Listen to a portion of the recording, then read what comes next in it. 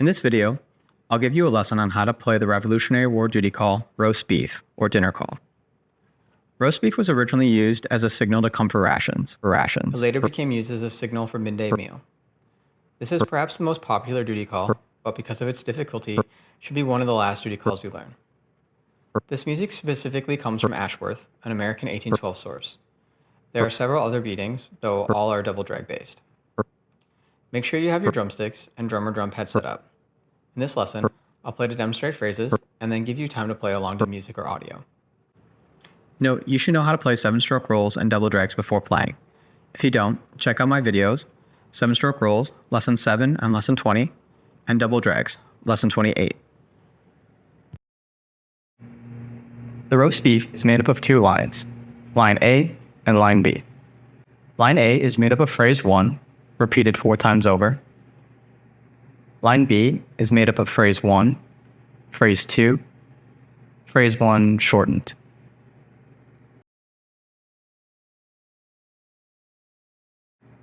Phrase 1 is a standard double drag phrase. To start, we'll play a 7-stroke roll. That last right stroke is technically the beginning of our first double drag. So after the 7, we're going to play a right-handed drag, and then immediately our left accent, and then we're going to bring our left hand back up and get in position to play the next double drag.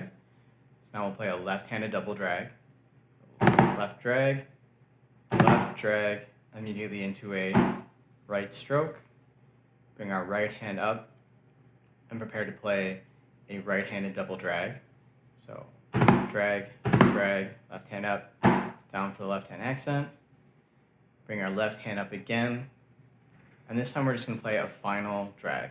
And that just closes out the phrase. So all together, playing a 7-stroke roll, followed by 3 double drags. So it's 7 into a double drag, now left-handed double drag, a right-handed double drag, and then to finish, just 1 drag. All together, it will sound like this.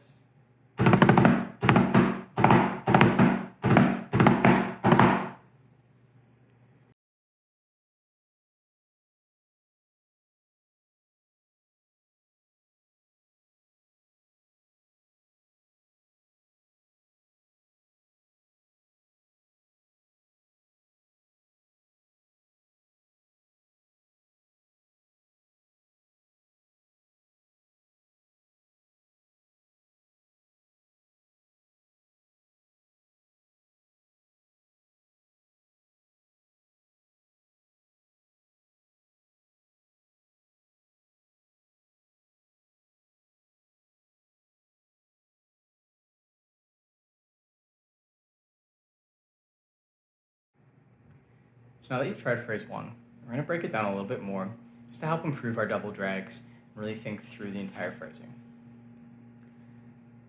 The main thing I want you to focus on is thinking about those accented strokes as upstrokes. So anytime that you're ending a double drag and you're playing that hard accent stroke, it always has to be an upstroke, so you're prepping for the next double drag.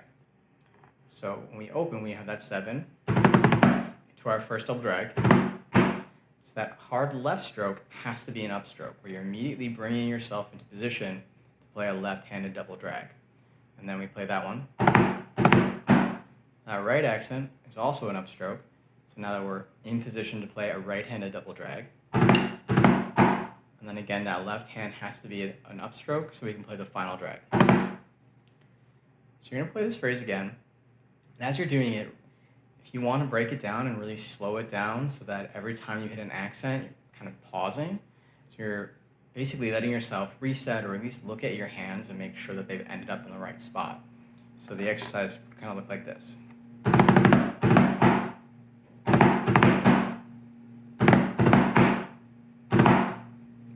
You'll notice I'm just stopping after each accent and I'm checking my hands, making sure that they have that accent stroke has played an upstroke and is now in position for the next movement. So I'm just basically breaking it down by each double drag and making sure I'm playing it correctly. So again, what I want you to try is just this.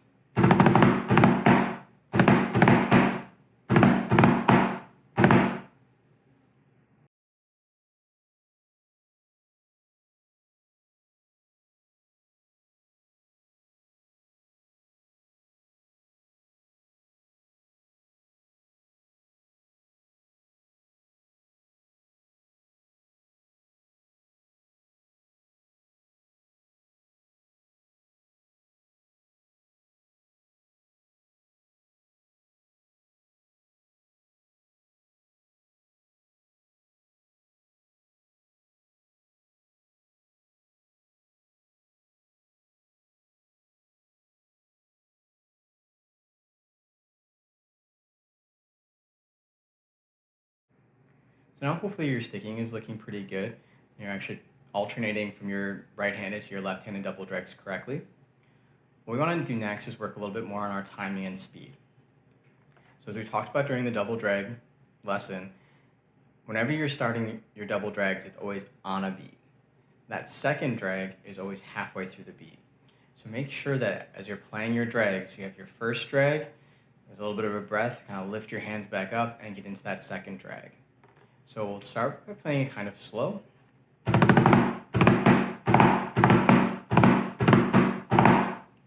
Try and get that timing down, and then we can add some speed where hopefully we end up playing close to this. I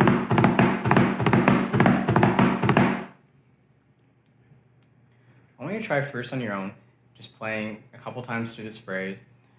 Start first nice and slow, and then as you get a little more confident, try and pick up your speed, but never go past the speed where your double drag starts sounding very muddled and especially losing the accent, but also losing any of their timing.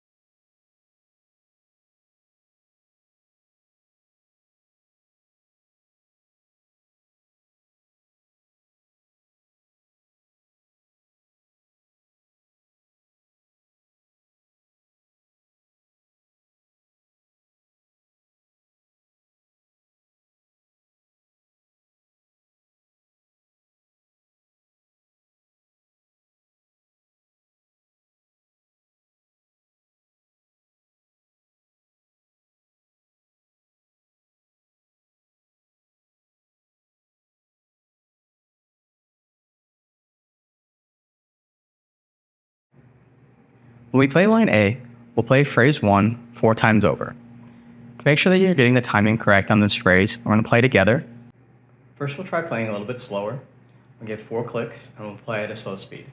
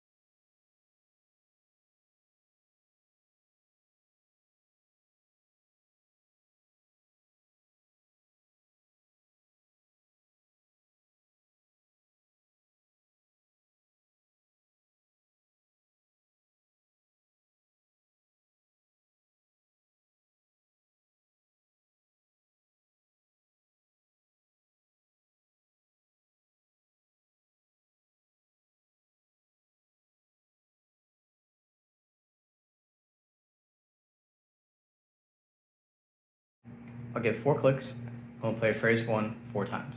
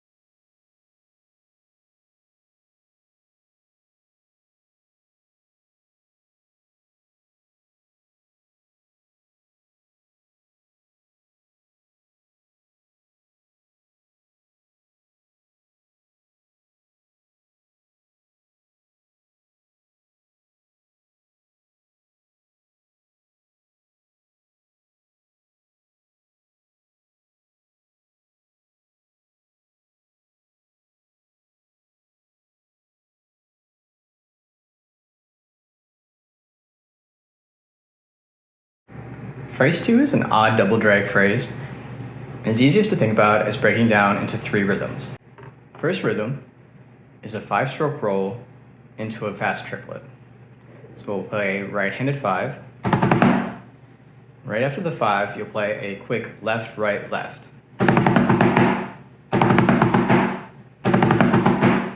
It's really important that you're coming right out of that 5 into nice even triplets, so 5, left, right, left.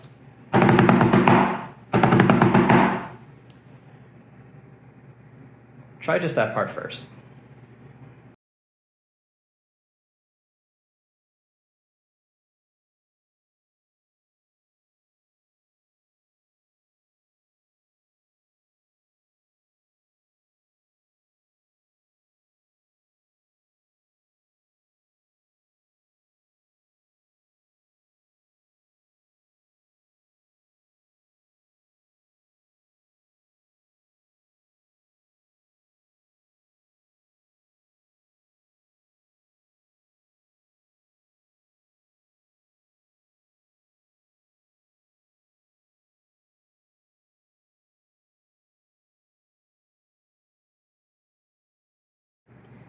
After the triplet, we'll play a left-handed double drag. The way I like to think about this is that accent on the triplet, I'm going to treat it just like I would if I were playing double drag. So I'm going to play that accent, think of it as an upstroke, and get my hands immediately into the left hand drag position so I can play that double drag correctly. So it looks like this. Pop my hands up, play the double drag, and then we're just going to close it with a right-handed drag. So all together, we have 5, triplet, pop our hands up into our double drag position, pop your hands up, and then play a right-handed drag.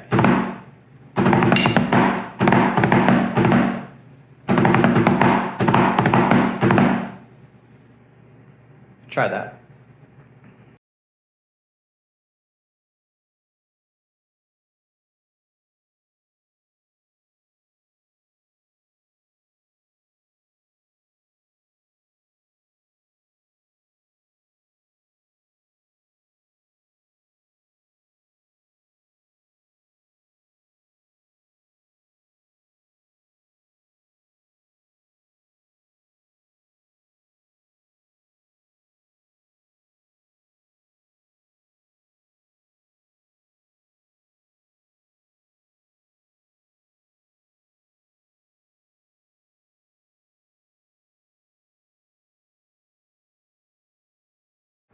So now that hopefully your hands have figured out how to play that portion of the phrase, I want to talk a little bit about the rhythm and timing for it. So remember, you need to think about that triplet as being very quick off the 5. If you let that slow down or open up too much, you end up getting yourself behind the beat. But then following the triplet, it's a bit of rest. So it's going to feel the same as how long you should wait until you play your 7-stroke roll. So what I like to do is raise my hands and play a much harder drag right there, so that I can kind of have a similar idea as when I lift my hands before playing 7, I'm just lifting my hands and then coming down for that drag.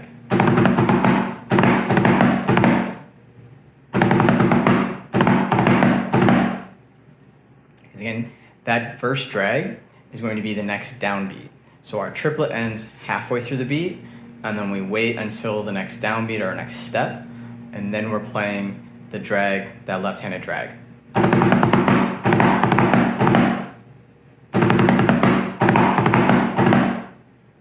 Try that part of the phrase again, really focusing in on your timing.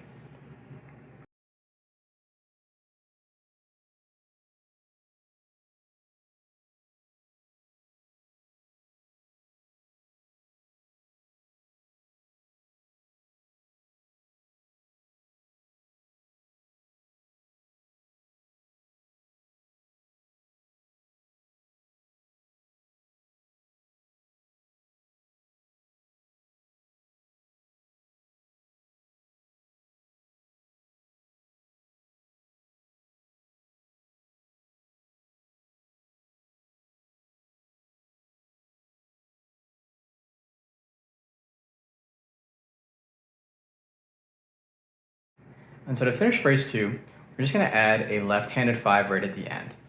So you'll have your 5 into the triplet, set up for our double drag.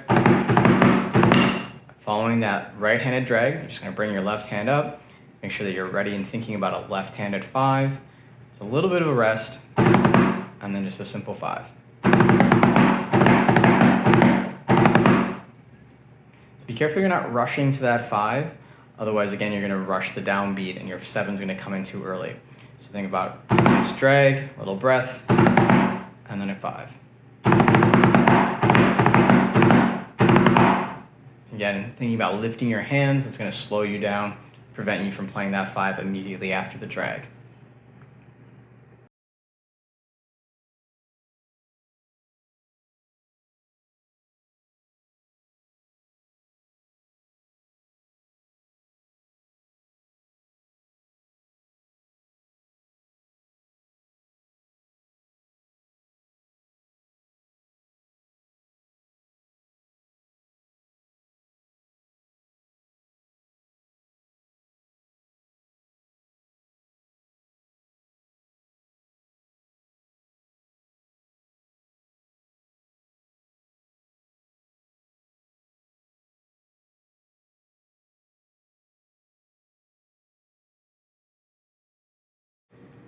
Since phrase 2 is a little complicated, we're going to play just phrase 2 together a couple of times.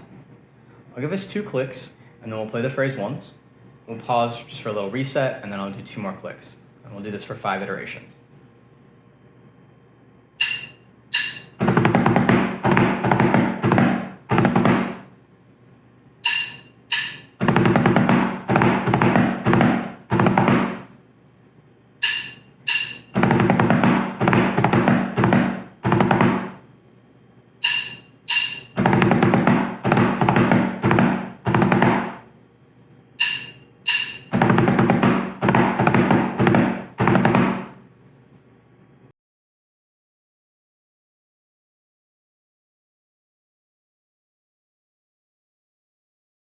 Phrase 1 short is exactly what it sounds like.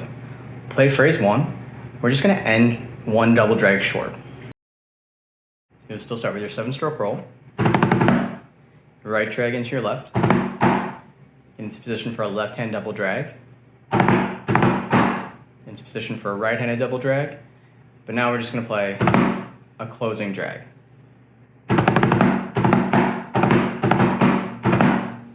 And then a beat of rest. So again, all you're doing is just ending 1 double drag short.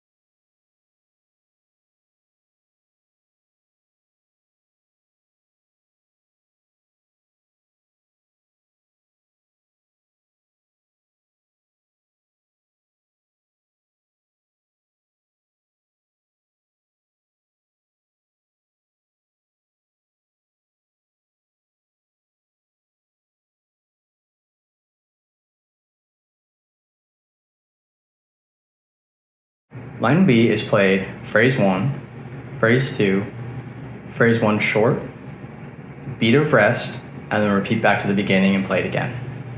First, listen to line B twice through.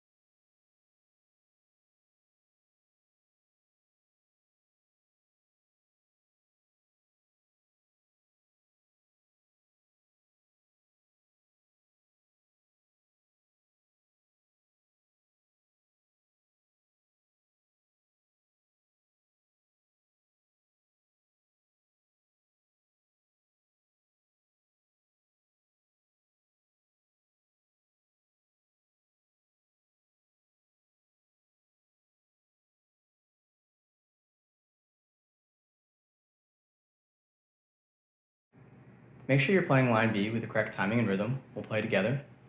I'll give 4 clicks and we'll play twice through.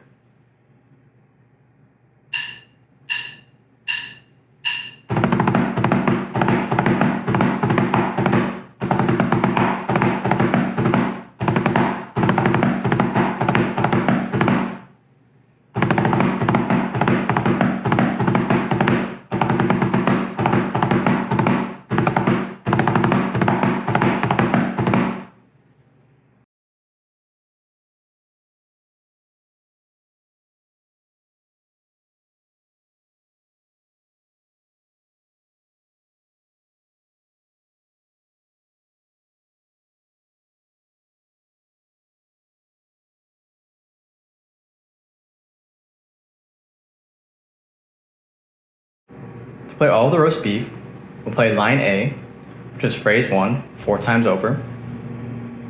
Then we'll play line B twice.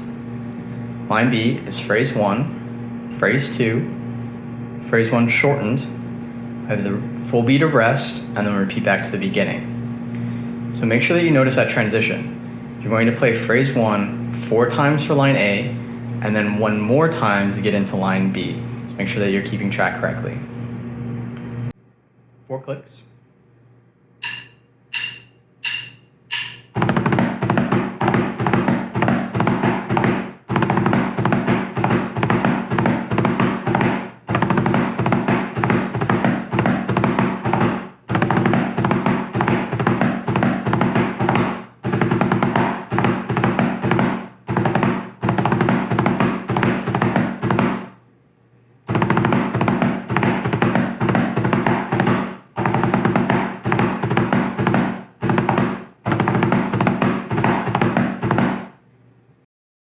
Make sure you can comfortably play along to the recording all the way through before moving on.